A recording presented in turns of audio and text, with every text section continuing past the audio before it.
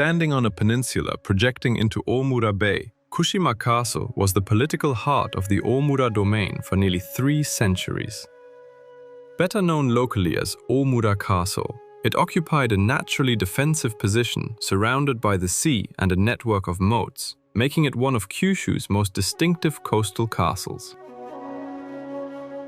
Construction of the castle began in 1598 and was completed in 1599 under the orders of the Christian Daimyo Ōmura Yoshiaki. After supporting Toyotomi Hideyoshi during the conquest of Kyushu, Yoshiaki relocated his family from an inland fortress to this stronger coastal position overlooking Ōmura Bay.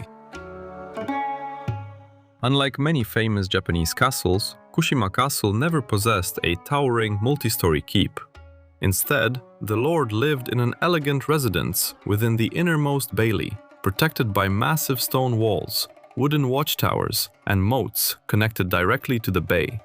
In 1614, the castle was significantly strengthened under Ōmura Sumiyori, with improvements said to have been influenced by the renowned castle builder Kato Kiyomasa.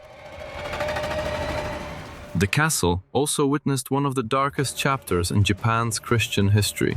Following the Tokugawa government's ban on Christianity, many local Christians were gathered within the castle grounds in 1616 and forced to renounce their faith, with historical records describing tragic deaths during the persecution. The events reflected the dramatic transformation of Nagasaki from a center of Christian influence to one of strict suppression.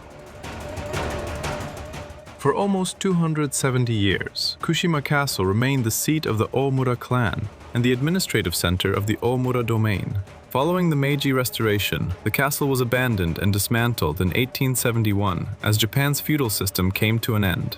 Most of the original buildings disappeared, although the stone walls and moats survived the transition into modern Japan.